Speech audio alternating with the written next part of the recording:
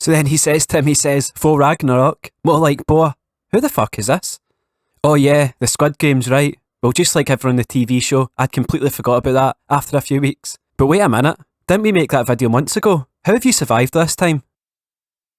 Oh, right. If you don't mind, I'll just be taking this. Hey there jammers, what's jamming? Purple Jam here, and today we're going to be moving out of our old house and moving into a new one, because we are going to be visiting the realm of magic. And I'm sure if you ever want our old house back, by that point we should hopefully be quite powerful mages, so if need be, we can just take it back by force. So you can think of it more as like rent a house rather than selling it. We've been thinking of trying for a baby lately. Do you think we should do it? Like, I don't know why you're asking me. It seems like a bit of a personal choice, and not one you should be asking a random stranger you hardly even know to decide. But since you asked, no, you're not allowed to be happy. I think first it's important we lay out sleeping arrangements. So the left side of the bed is Hugh's, and the right side of the bed is Hugh's. And this right here is your bed, Johnny. Oh, for fuck's sake, we've literally been in this house for a couple of minutes, and Johnny's already broke the cooker. Well, you can get to fixing it. What? Do you think you just get to sleep on that sofa for free? I'm no expert in cooker repair, but poking something sparking electricity with a metal screwdriver doesn't seem very safe to me. You know what? I'll just get out your way, as far away as I can. Rebecca, you're so needy, but sure you can come over, why not? How is that even possible? I just told Johnny to clean that up, and as soon as he cleaned it, another pile of rubbish just appears next to it.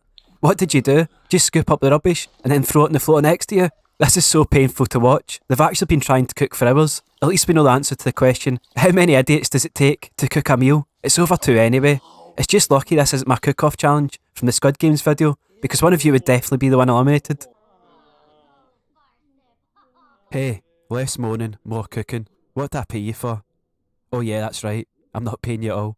Well, still less of the moaning. Oh look, there's Rebecca. Just ask her to go away. Hopefully she'll take the hint and stop calling me afterwards. So after all that, both of them just decide to walk away from cooking and not even bother to finish it. I don't even know how they've managed to break a cooker and ruin a worktop already, yet they've not even managed to cook a single thing between them. I also love how I've just turned Johnny into like Hugh's personal maid, handyman, and just any job that require actual effort. It turns out Rebecca's not taking the hint. Sure, you can come over. You can't come inside, but you can come over. That was really fast. It's as if she was just standing outside the house, creepily watching us, and as soon as I said yes, she just ran straight up the driveway. Well, it's a good thing you brought your umbrella. It's pretty wet out there. Yep, wouldn't see me standing out in that rain. I mean, if it was me, I would just go home.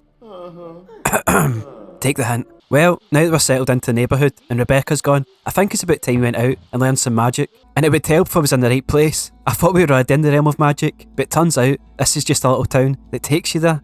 Just wait until I get hold of that estate agent. You could say it was my fault for not noticing the massive magical portal that was in the middle of the map, but then nothing's ever my fault, so it can't be. I love how Hugh's complaining he's uncomfortably wet, yet he's just slowly making his way to the portal with a pair of shorts on.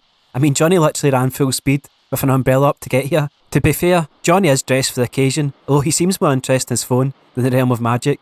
That just shows you it's wrong for millennials. He stands next to one of the coolest things he'll ever see in his life. Literally a portal to a magical realm, yet he's still got to see what people are up to on Facebook. Then later he'll probably complain that he never gets to anything as cool as anyone else. Finally, Hugh's here, and look at that, zero fear at all, just walks straight into the portal. He's just like, I don't care where it takes me, as long as it's out of this rain. So this is the realm of magic, huh? It doesn't look so magic to me. I've got a better summon circle at home, and it's made with 100% recycled blood, instead of these fancy materials. Just ask how to use magic straight away, that way they don't have time to ask my motives behind wanting to learn magic in the first place. Learning the magical art's a wonderful and perilous journey. Yeah, whatever. Can I just set people on fire now? Okay, maybe I should have read that because I have no clue what he's doing to me, and it doesn't look good.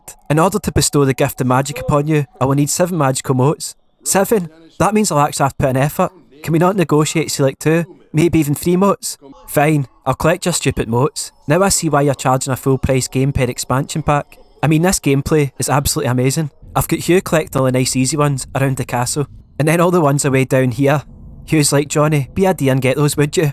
Hugh's just like, sorry, he doesn't get out much, even though it's probably his fault, he's so tired. I mean, he makes him sleep on a couch and do anything that requires effort for him. You're basically witnessing the origin story of Voldemort right here. Hugh's powerful enough without the magic, never mind with it.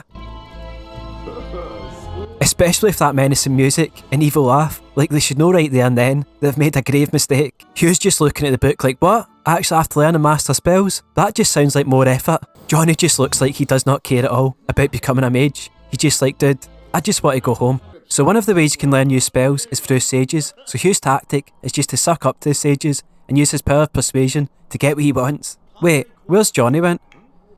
Embarrassing us again, I see. It's funny, it's as if someone kept him as a dog, and now he just thinks it's acceptable to act that way anywhere he goes. But to be honest, I can't imagine he would do such a thing. I've now built this second pet room onto the first room for my fish. As you can see, I've tried to make it as fair as possible, so that the fish doesn't feel like the dogs are my favourite pet or anything. Oh my god, Hugh, watch where you're going. Fucking hell, that was like watching a car crash in slow motion. Maybe Hugh is cut out for this whole mage thing. He just walked through those spells like a champ. Well, I hope whatever you're eating is good, because you almost died to get it.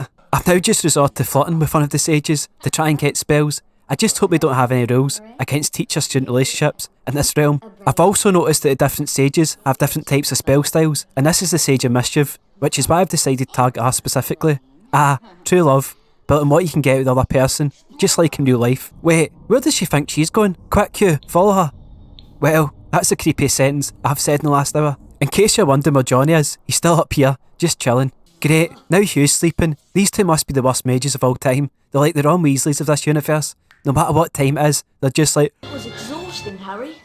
I'm off to bed. See you later. Johnny's finally decided to move. Granted he's still sleeping, but at least he's making progress. And speaking of progress, guess who's finally managed to learn their first spell? It's only took like days to get, but we got there in the end. Well, at least that's one down, only like 39 to go. Now we've been given the responsibility of a spell, it's time to use it unresponsibly, by testing it out on the first person we see. I'm no mage, but I don't think that's how you use a spell. He cast it from point blank range, and he still somehow missed. Let's try this again. I didn't spend days begging for a spell to give up now. That's better. I think the spell said it scrambles people's thoughts, but it just looks like I slightly pissed him off, to be honest. Oh god, it's Rebecca again. Can I scramble her thoughts, and maybe she'll forget who I am? I'm going to do Christy Marby a favour by saying no, because if I say yes, then she'll have to deal with your constant bullshit, like I have to. In fact, now that I think of it, maybe I should have said yes, and then maybe you would have started pestering Christy all the time, instead of me. Damn it. I've ended up just buying a second bed for Johnny, because him sleeping on the sofa just wasn't working. He wasn't getting enough. Oh my god, do you want to piss off? Sure you can come over? Hopefully you'll freeze to death waiting outside. Well, I assume that's what Hugh would be dreaming about anyway. And you know what they say, dreams do come true. I don't even know who this is, but it's not Rebecca, so come on in. And then scramble his thoughts, so he doesn't remember where we live, just in case the police ask him to identify us. Man, I love having magic. For God's sake, how have you managed to break that cooker again? Johnny's just one of those people who's so useless, but everyone just accepts it and likes him anyway. I mean, just look at him. He does something useful by fixing the cooker, then he just negates it by playing in the mess he's made. Who's this? I hear you've been building your magical prowess. Would you like to put it to test and duel me at the dueling grounds? I love how she's phoned Johnny to ask him this. Hugh's just shouting in the background like, do you think Johnny's scared of you? Johnny knows no spells, by the way. This is the equivalent of challenging the weakest person on the playground to a fight. I mean, it'd be a slaughter, so Johnny accepts. Oh yeah, I've also gave Hugh and Johnny a little wardrobe upgrade, so they fit into the realm of magic a bit more. There's literally no one spell between them, but they're going all in with this dress sense. It's like the person who starts liking a sport and then just buys all the equipment straight away. Look at Hugh's face in the background. That's some fine acting right there. He's just acting shocked that Johnny's losing the battle to make him feel better, when secretly he's on his phone, updating his Twitter status. They just seen Johnny getting his ass kicked. I told you to practice magic with the sage, and this is supposedly how you do it. To me, this is more like how to practice magic if you're social awkward. Johnny's finally learned his first spell, which probably would have came in more handy when he had to duel earlier, and trust it to fail first time as is tradition. Wait, no, it actually worked. It's just a small shock now, but hopefully we can develop it into something more like the sun installation and Hitman with practice. Wait a minute, cook mac and cheese? What? How have I just discovered this a thing? This is peak happiness right here. Now the DLC justifies the price tag. This is the worst thing for the realm I could have discovered. Now I'm just going around filling every cauldron with mac and cheese. The whole place is just going to stink of cheese for weeks. I thought I would take a trip to Cass's Alley and pick up a few things. I mean, the castle is smelling a bit right now, and I don't know why. So I thought it'd be nice to go out and have a nice walk and get some fresh air. For Hugh, we'll get a cool wooden broom. And for Johnny, Hugh's just like, have you got like a stick or a scrap piece of wood lying around? You know what? The mop's fine. I'm just buying 10 of absolutely everything in the potion shop, even though I have no idea what any of it does. You could either call me stupid or an investor, and the best part about playing games yourself is having no one to answer that question. I didn't realise you could just buy spell books directly from the shop. That would have made things so much easier. It is more Hugh's style of putting in zero effort. And we'll also need a wand, because no mage is complete without his wand. And for Johnny, we'll just get him this stick that I'm sure someone's just found in the ground and is charging $25 for. Hugh's like, we could have just used that as your broom as well. Do you think we can get a refund for that mop? I'm not going to lie, I didn't know what these familiars were at first, but I've just googled them and I like magical pets that follow you around. So for Hugh, I've got him this cool phoenix. I think a fit name for it would be Order of the Phoenix, which I'm sure isn't copyrighted or anything like that. And then for Johnny, I've just bought him this doll, which I'm not even sure is a real familiar. I think it might just be a stuffed toy, but we'll just tell him it is to keep him happy, and we'll name it after my previous pet, Tamara. Let's just hope it doesn't suffer the same fate as the previous Tamara though. Did someone just order a phoenix? Sorry, that was a bad joke. But look how cool it is. I love it. Look how shit Johnny's familiar is. Even the way it spawned in there, it was just so underwhelming. It's fitting I said shit, because it's as if someone just shat it into existence. Johnny's like, not reading, anything but that. Well that, or I'm in a lot of pain, and my life is a misery. You know what, we'll go for the reading thing. So that book got us the ability to make a potion to fulfil all of our Sims' needs, which is actually really handy for us, considering the fact you two can never stay awake. I mean, is it so hard to ask you to stay awake for several days at a time, like any normal human being? Or is that a vampire? You know what? I always get the two mixed up. Oh my god, that sage from earlier is asking Hugh on a date. I didn't even know that was possible. Sure, why not? Oh no, look how tired Hugh is. What a first impression to give to your date. Just letting out a big sigh as soon as you get there. And what are you wearing? Wait, I just got a potion of fullness. What perfect timing to learn that. I just love that switch from sad to confident. I don't think that's a potion of fullness you just took. I think that's a litre of vodka you just have in there. I didn't realise this was a double date we were on. You could have told me. I would have brung more vodka. Well, I hope you guys don't mind. I brought my wingman along with me.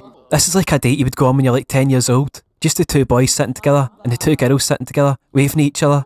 The Phoenix is like one of our parents, keeping us apart and making sure we're not up to any funny business. I've been mucking around and I never even realised the date's about to end. Quick, kiss her. Look at the face of pure disgust by the other women. Well, maybe if you didn't stick your nose into other people's dates, you wouldn't have to be next to that. I mean, your nose is literally right in between us. Oh wait, she seems to like it now. Although that's a bit creepy. I've never seen someone kissing before and thought, you know what? I'm going to start making cat noises at them. Look how close that was as well. That was literally the last action I got to do before she left. Well, now I can brag to other students about him dating the teacher and I'll be the coolest kid in the realm. And I'd also say that's quite the perfect ending to the video. Oh wait, no, this is the perfect end to the video. I mean, I just wouldn't be able to sleep tonight if I didn't know if Rebecca decided to hang out with Christy Marby or not. Thanks very much for watching. If you made it all the way to the end, I'd appreciate a like and a comment as it really helps me out. And thank you to my patrons, Harry Haywood, Captain Tourette, Ash and Gajel Sinky.